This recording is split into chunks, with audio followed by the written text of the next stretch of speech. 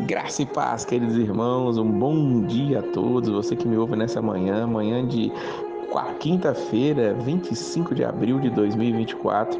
Nosso devocional diário hoje está em Mateus, capítulo 16.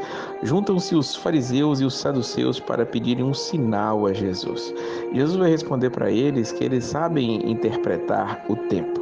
Eles sabem interpretar ali as coisas que vão acontecer. Se estiver nublado, haverá tempestade. Se o dia estiver avermelhado, ali vai fazer um bom tempo. Mas Jesus diz: você sabe interpretar essas coisas, mas não sabe interpretar os sinais dos tempos. E não haverá outro sinal a não ser o do profeta Jonas. Jesus já tinha dito isso lá no capítulo 12, falando sobre esse sinal, que era quando Jonas esteve ali na barriga do grande peixe e depois foi expelido. Jesus estava falando assim da sua morte e ressurreição de uma maneira parabólica, de uma maneira misteriosa, mas eles não sabiam interpretar que o próprio Messias estava com eles. É isso que Jesus quis dizer. Inclusive, quando eles entram no barco para ir embora, Jesus vai chamar os discípulos e vai dizer: cuidado com o fermento dos fariseus e dos saduceus, diz o versículo de número 6. Os discípulos, quando entram no barco, se esquecem de levar pão. É nos dito isso no versículo 5. E quando Jesus fala de fermento para eles, eles ficam preocupados. Deve ser porque a gente não trouxe pão. Jesus, ele se chateia com aqueles homens. Lembre-se, Jesus tinha alimentado 4.000 com poucos pães, tinha alimentado antes 5.000 com 5 pães e 2 peixes, mas eles ainda não entendiam quem era Jesus. Essa é a grande situação. E aí, Jesus, falando sobre isso, disse que eles tinham que tomar cuidado com o fermento dos fariseus e saduceus. Por quê? Porque era o ensino deles que era um fermento.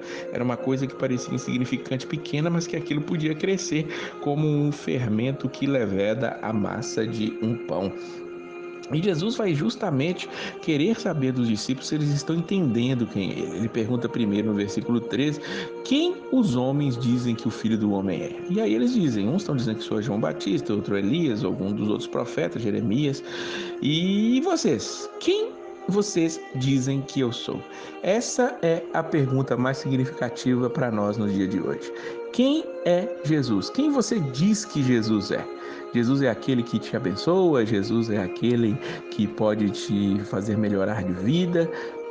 A única resposta aceitável é a que Pedro deu, versículo 16: tu és o Cristo, o Filho do Deus vivo. E a única significativa porque o próprio Jesus disse que isso que você falou, Pedro, não foi revelado para você por carne ou sangue, ou seja, não veio de ti mesmo, mas foi o Pai nos céus que o revelou. E Jesus faz uma revelação ali espetacular no versículo 18, ele diz que sobre esta pedra edificaria a igreja dele e as portas do inferno, do Hades, não poderiam vencê-la. O que Jesus está dizendo? Era sobre Pedro que ele estava edificando a igreja? Não. A pedra que ele estava edificando a igreja era a confissão de Pedro, que é que tu és o Cristo, filho do Deus vivo.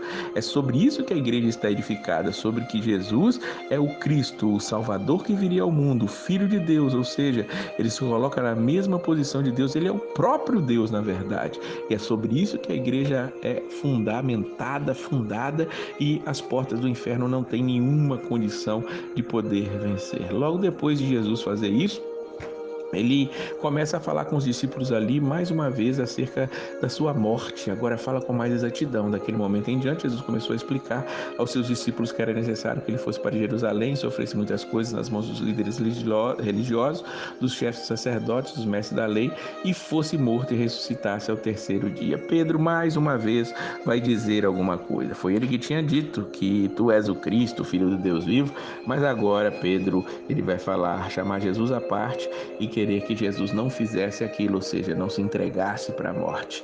Jesus, claro, percebeu. Agora não foi carne nem sangue que te revelou também, Pedro, foi o próprio Satanás. Por isso ele vai dizer, para trás de mim, Satanás, arreda-te, porque você não entende das coisas de Deus, mas pensa como os homens. E aqui nós vamos ver Pedro, ele foi do céu ao inferno, podemos dizer assim, em pouco tempo. Por quê? Porque Pedro ainda não tinha a perspectiva correta daquilo que era necessário Jesus passar. Ele achava que podia defender a Jesus, e todos nós sabemos que mais para frente ele vai acabar negando a Jesus. Mas o que nós devemos negar a Jesus? Não, nós devemos negar a nós mesmos. Jesus diz no versículo 24, se alguém quiser acompanhar-me, negue-se a si mesmo, Tome a sua cruz e siga-me. Jesus mais uma vez vai falar da cruz aqui. Ele já tinha falado lá no capítulo 10 acerca de ter que segui-lo e tomar a própria cruz. A cruz, o instrumento de tortura que era usado pelos romanos ali, era um símbolo naquele momento de humilhação. Hoje é um símbolo de vitória. Mas dizer aquilo para os discípulos, mais uma vez, eu digo como disse quando comentamos o capítulo 10. Isso faz a gente pensar sobre como os discípulos enxergaram isso. Mas Jesus aqui vai dar uma explicação melhor. Ele vai dizer que nós nos negamos tomar a cruz e segui-lo. O que é nos negar? Negar é ganhar a vida, salvar a vida perdendo ela. Ele vai perguntar no versículo 26, o que adianta o homem ganhar o mundo inteiro e perder a sua alma? Ou o que o homem pode dar em troca da sua alma?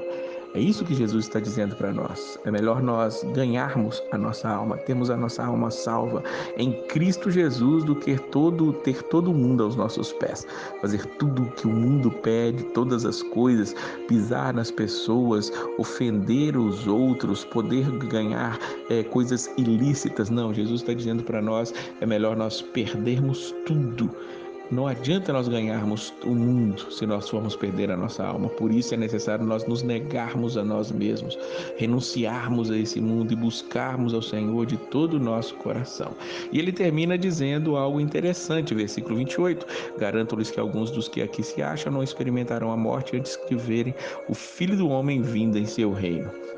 Aqueles que estavam ali viram o reino, sim, mas era aquele reino de Cristo ressurreto. É isso que Jesus está dizendo para nós aqui. O reino começa na cruz do Calvário.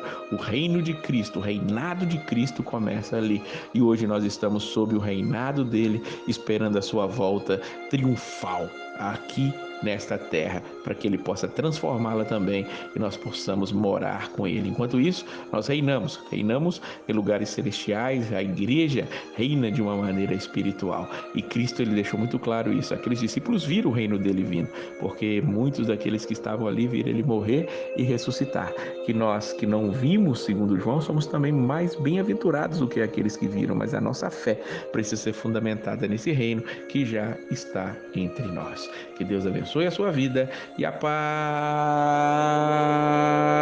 do Senhor.